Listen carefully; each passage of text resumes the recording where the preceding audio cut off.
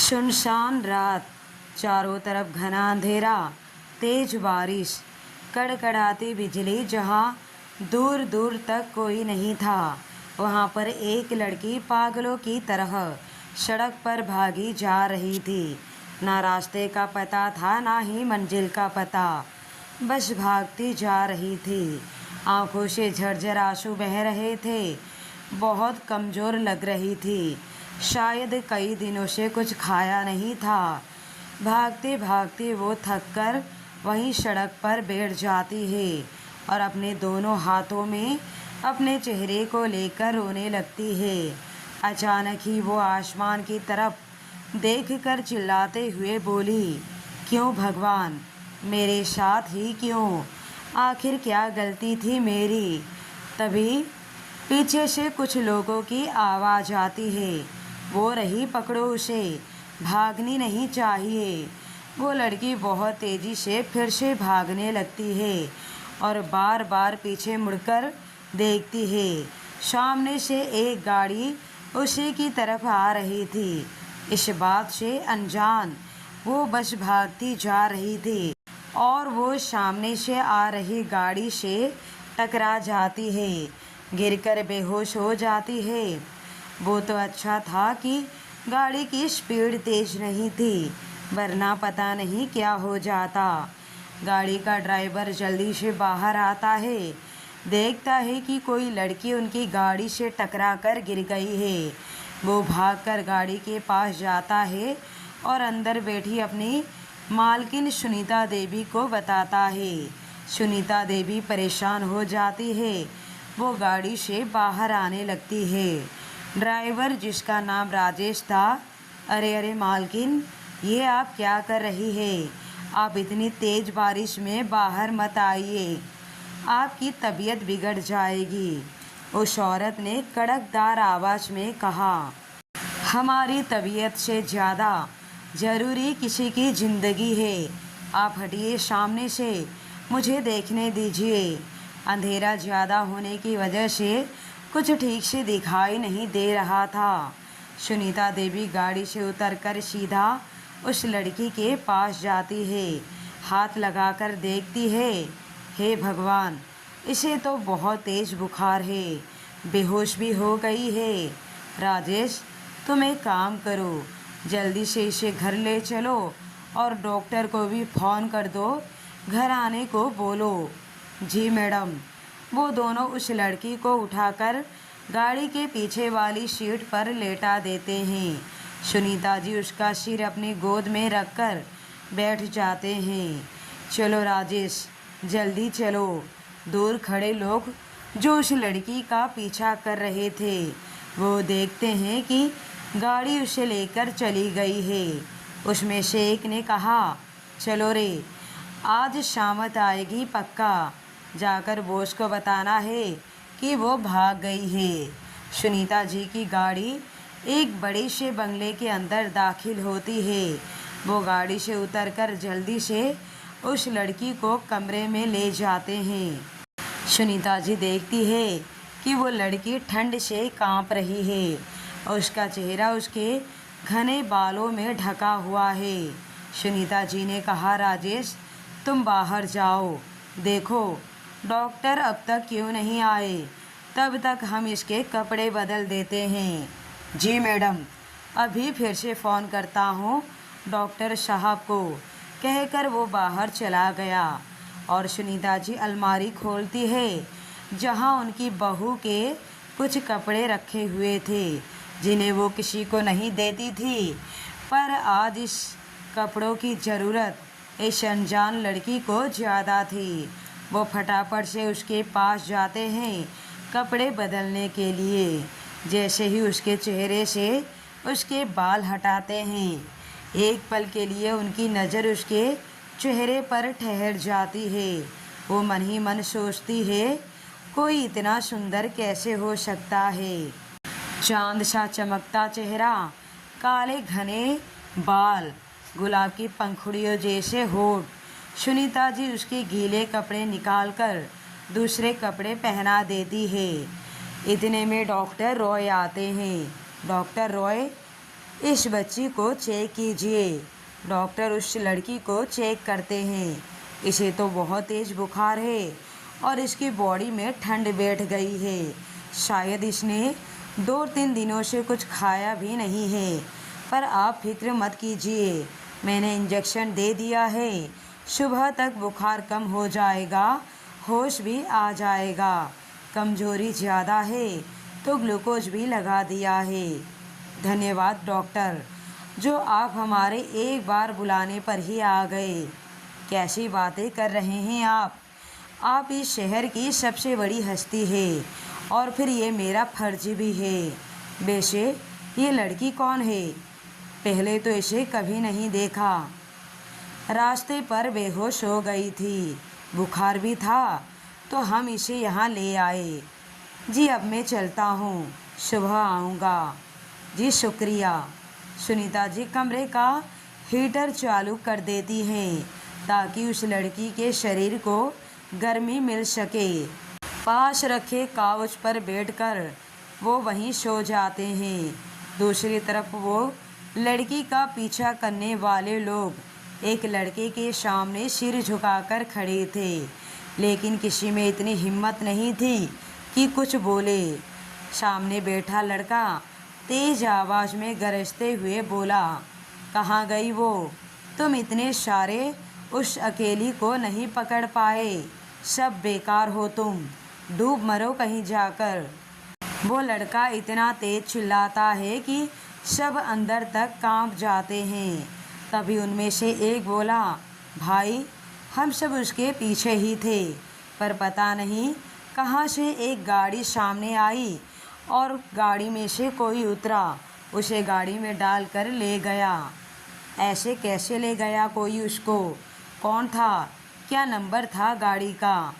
भाई अंधेरा बहुत था, हम गाड़ी वाले का चेहरा नहीं देख पाए और ना ही नंबर। तो यहाँ क्या अपनी आरती उतरवाने आए हो? जाओ ढूंढो उसे, मुझे वो हर हाल में चाहिए, समझे? दफ़ा हो जाओ यहाँ से सब, और जब तक कुछ पता ना चले मेरे सामने मत आना। अब निकलो यहाँ से। ये बोलकर वो लड़का सीधा अपने कमरे में चला जाता है, जहाँ चारों तरफ घना अंधेरा होता है। कमरे की लाइट जलाते ही चारों तरफ रोशनी ही रोशनी फैल जाती है। दीवार पर चारों तरफ लगी उस लड़की की बड़ी सी तस्वीर पर रोशनी पड़ने पर और भी खूबसूरत लगने लगती है। उस लड़के ने उस लड़की की उस बड़ी सी तस्वीर को, जो कि पूरी दीवार को अपनी खूबसूरती से ढक रही थी, उसके पास जाकर उस तस्वीर पर हाथ फेरते हुए बोलता है, कहाँ चली गई हो तुम मुझे छोड़कर? तुम्हें पता है ना कि मैं तुमसे कितना प्यार करता हूँ। समझाया था ना मैंने तुमको। फिर बहुत ही तेज चिल्लाते हुए बोला, समझाया था कि नहीं? पास रखे गर्म कॉफ़ी उस तस्वीर पर फेंकते हुए, देखा, दिला दिया ना गुस्सा मुझे फिर से। मना किया था ना मुझे छोड़कर जाने के बारे में सोचना भी मत, पर तुम नहीं मानी।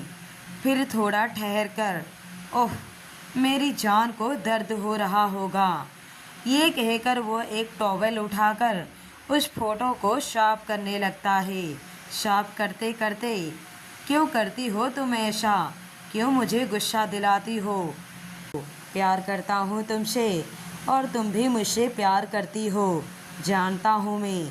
लौट आओ ना प्लीज़। साफ करने के बाद अपने होठों से उस लड़की के होठों को चूम लेता है। बहुत जल्द तुम सच में मेरी बाहों में होगी और फिर मुझे तुम्हारी तस्वीर से प्यार करने की ज़रूरत नहीं पड़ेगी। तभी उसके दरवाजे पर दस्तक होती है और वो गुस्से से चिल्लाते हुए, कौन है? हमारे प्यार का दुश्मन, चैन से रोमांस भी नहीं करने देता। वो दरवाज़ा खोलते ही उसका नौकर दीनू खाना लेकर खड़ा था। साहब खाना नहीं चाहिए, ये कहकर वो दरवाज़ा उसके मुंह पर बंद कर देता है और अंदर आकर शराब की बोतल को होठों से लगा लेता है। सामने सोफे पर बैठे बैठे बस एक टक उस लड़की के फोटो को देखता रहता है। अगले दिन सुबह वो लड़की की नींद हल्की सी टूटी। उसने देखा कि कमरे में वो बेड पर लेटी हुई है और एक लड़का धीरे धीरे उसकी तरफ बढ़ रहा है। वो लड़का उसके बहुत ही करीब आ जाता है, उसके होठों की तरफ बढ़ने लगता है। पर जब वो लड़की उसका विरोध करती है तो लड़का चाकू निकालकर उसके चेहरे पर वार करता है। इसी के साथ वो चिल्ला पड़ती है और उसकी नींद पूरी तरह से टूट जाती है। उसका पूरा शरीर पसीने से भर जाता है। वो आसपास नज़र घुमाकर देखती है। अपने आप को एक अनजान जगह पर पाकर वो घबरा जाती है। उसकी चीख सुनकर सुनीता जी भागकर वहां आती है। उसको देखकर वो लड़की डर के मारे खुद में ही सिमट जाती है। सुनीता जी उसकी हालत समझ जाती है। वो कहते हैं, डरो मत, तुम यहाँ सेफ हो, घबराओ मत, यहाँ आओ। वो लड़की किसी छोटे बच्चे की तरह उनकी बात मानते हुए उनके पास चली आती है। सुनीता जी उसके माथे को छूकर देखते हैं, बुखार तो नहीं है। वो लड़की बस उनके चेहरे को ही देख रही थी। सुनीता जी बहुत ही प्यार से उसकी सिर पर हाथ फेरते हुए बोली, तुम कल रात सड़क पर बेहोश हो गई थी, मेरी गाड़ी से टकरा गई थी तो मैं तुमको यहाँ ले आई। उनका प्यार भरा स्पर्श पाकर उस लड़की के आंखों से आंसू बह जाते हैं। वो रोने लगती है, लेकिन उसकी आवाज़ उसका साथ नहीं देती। सुनीता जी उसको चुप कराती है, चुप हो जाओ बेटा, ऐसे तो तुम्हारी तबीयत फिर से खराब हो जाएगी। उस लड़की का रोना अब सिसकियों में बदल जाता है। लो पानी पियो, फिर तुम्हें दवाइयाँ भी खानी है।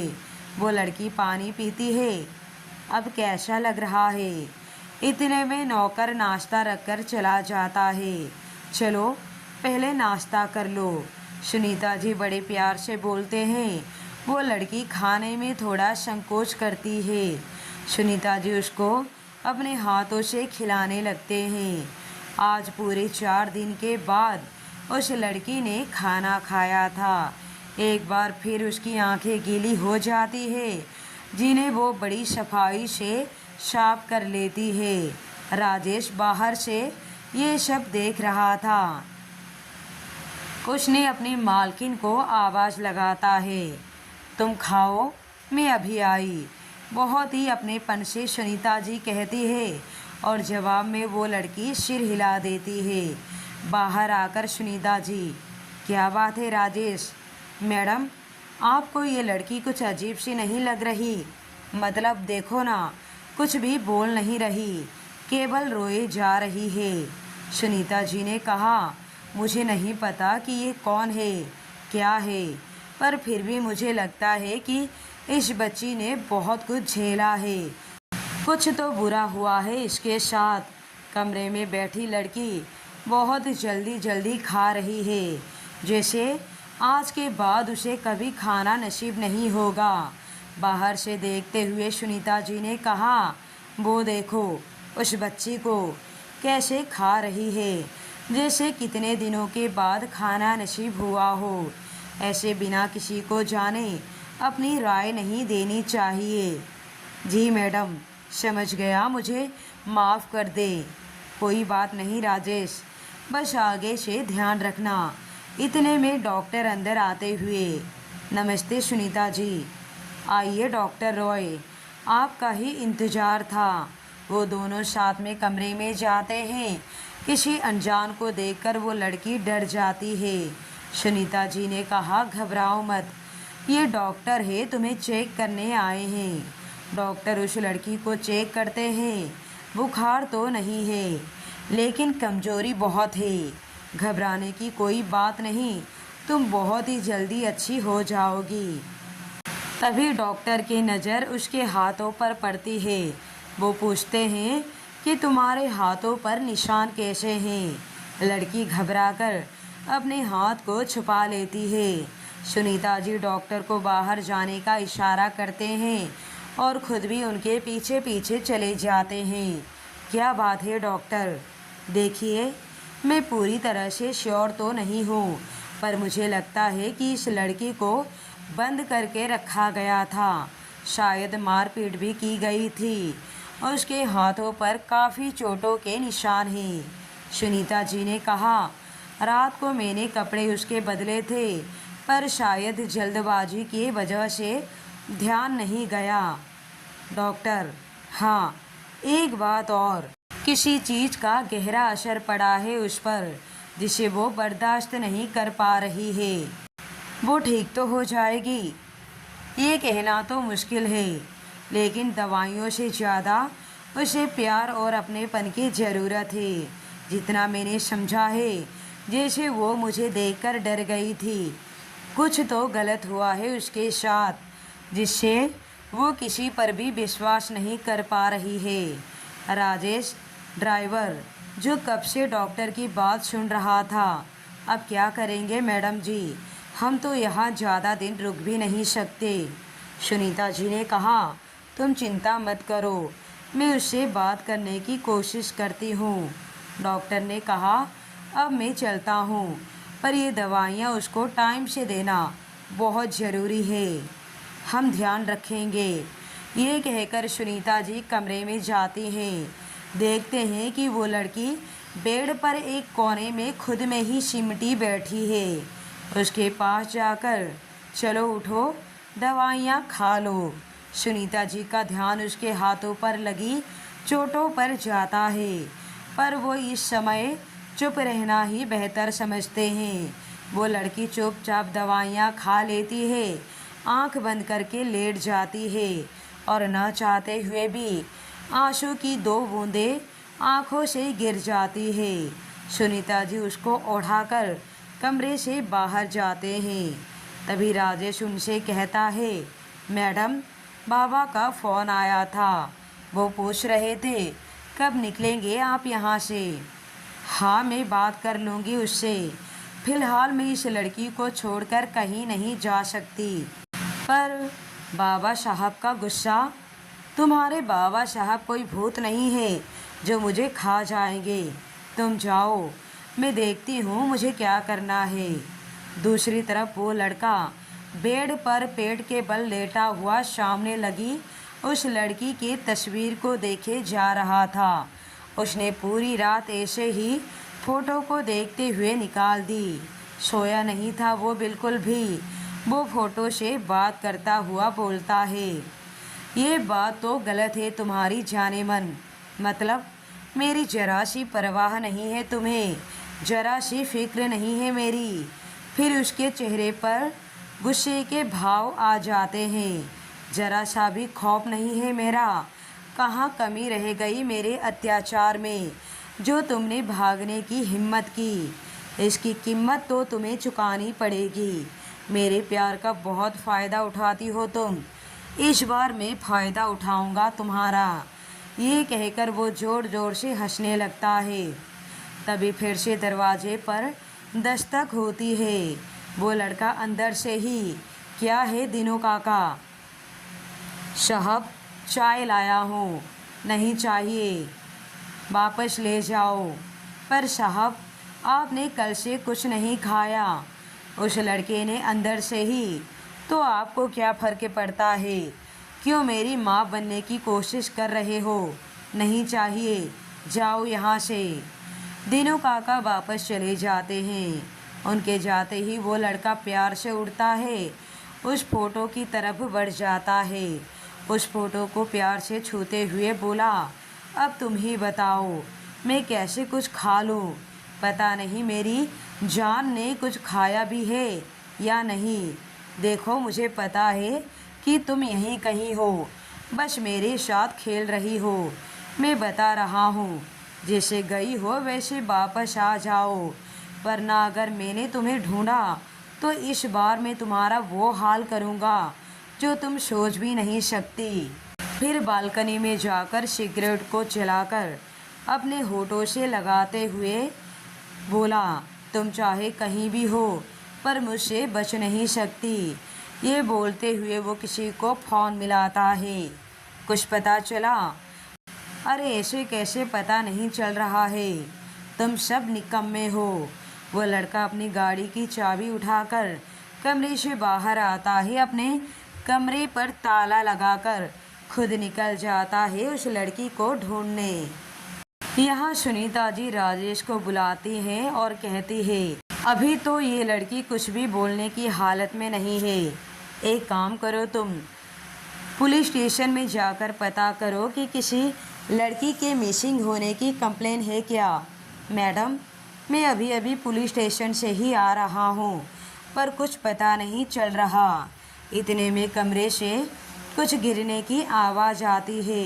वो दोनों जल्दी से अंदर जाते हैं, देखते हैं कि फर्श पर कांच का ग्लास टूटकर गिर गया है। वो लड़की चुपचाप कांच साफ कर रही है।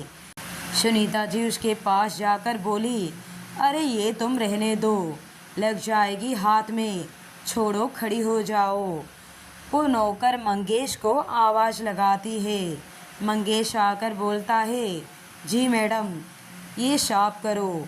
मंगेश कांच साफ करता है और वहाँ से चला जाता है।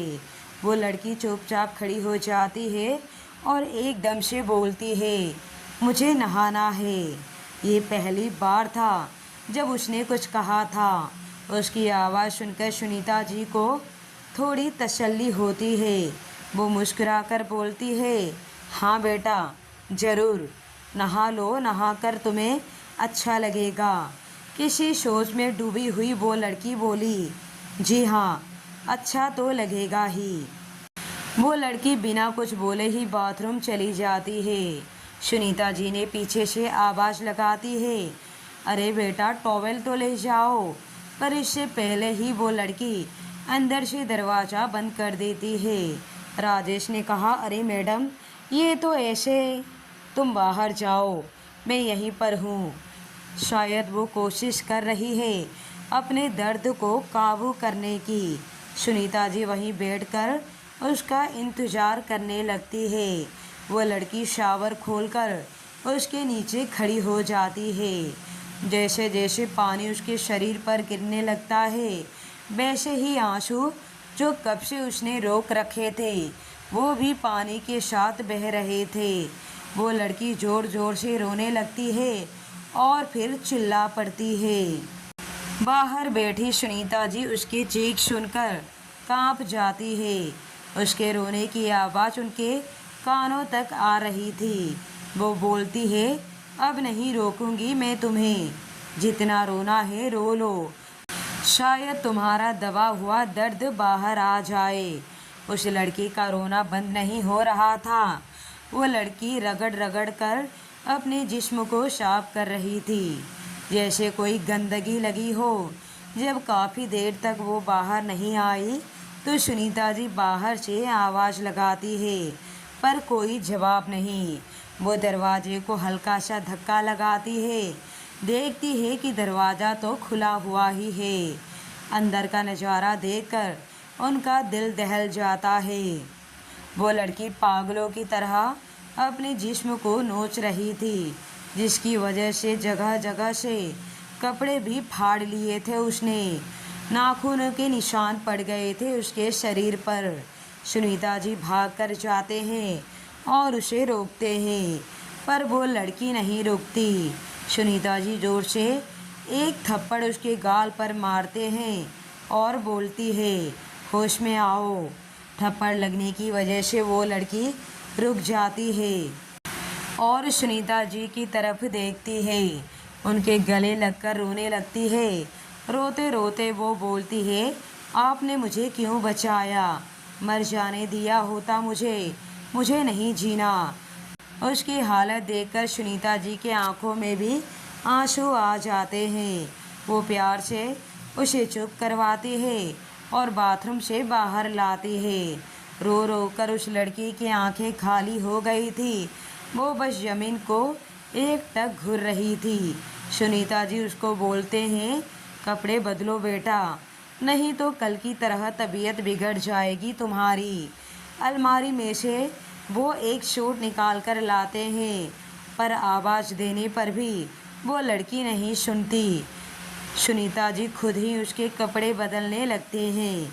कपड़े बदलते वक्त उनका ध्यान उसके बदन पर लगी चोटों पर जाता है, जैसे किसी ने बहुत बुरी तरह से उसे मारा हो। उसके ऐसे हालत देखकर वो अंदर तक कांप जाती है। कपड़े बदलकर उसे अपनी सीने से लगा लेती हैं। उनका ममता भरा स्पर्श पाकर पत्थर बनी वो लड़की भी पिघल जाती है और उनके सीने से लगकर रोने लगती है, जैसे कोई बच्ची अपनी माँ के गले लगी हुई हो। सुनीता जी ने कहा, देखो, मैं नहीं जानती कि तुम्हारे साथ क्या हुआ है और ना ही जानना चाहती हूँ जब तक तुम मुझे खुद बताना ना चाहो। पर कुछ और है जो मैं जानना चाहती हूँ। वो लड़की उनकी तरफ देखती है। क्या नाम है तुम्हारा?